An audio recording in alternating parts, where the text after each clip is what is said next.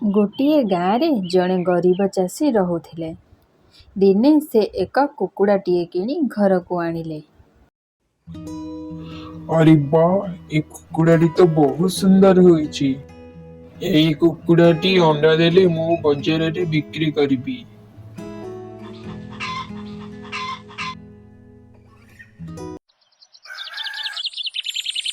ପରଦିନ ସକାଳେ ଚାଷୀଟି ଦେଖିଲା କୁକୁଡ଼ାଟି ଗୋଟିଏ ସୁନାର ଅଣ୍ଡା ଦେଇଛି।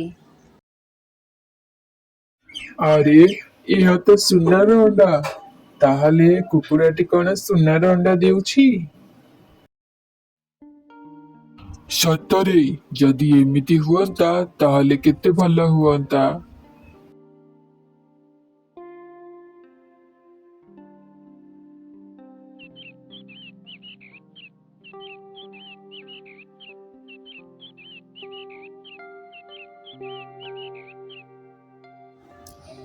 ତା ପରଦିନ ସକାଳୁ ଚାଷୀଟି ଦେଖିଲା କୁକୁଡ଼ାଟି ପୁଣି ସୁନା ଅଣ୍ଡା ଦେଇଛି।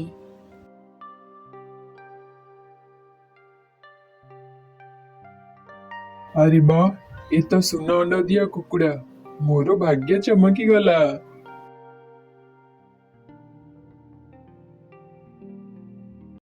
କୁକୁଡ଼ାଟି ଏମିତି ପ୍ରତିଦିନ ଚାଷୀଟିକୁ ଗୋଟିଏ ଗୋଟିଏ ସୁନାର ଅଣ୍ଡା ଦେଉଥାଏ।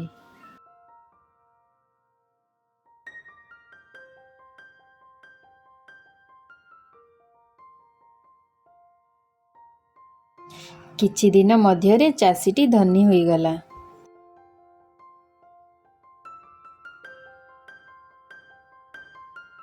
କିନ୍ତୁ ତା ମନରେ ଲୋଭ ବଢ଼ିଗଲା।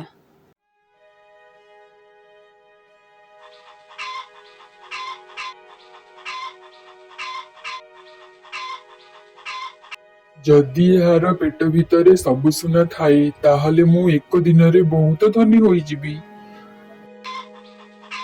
ଚାଷୀଟି ଏହା ଭାବି ଲୋଭରେ ପଡ଼ି ସେ କୁକୁଡ଼ାଟିକୁ ମାରିଦେଲା।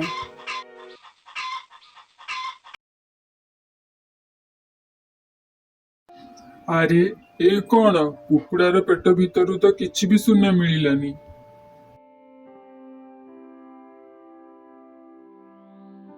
ताहले मु कौन कली ये? लोभरे पड़ी कुकुड़ाटी को मारिदेली। एबे आउ किछि भी लाभ नाही, मोर सब किछि हराई देली मु। ଏହା କହି ଚାଷୀଟି ମନ ଦୁଃଖରେ ବସି ପଶ୍ଚାତାପ କଲା।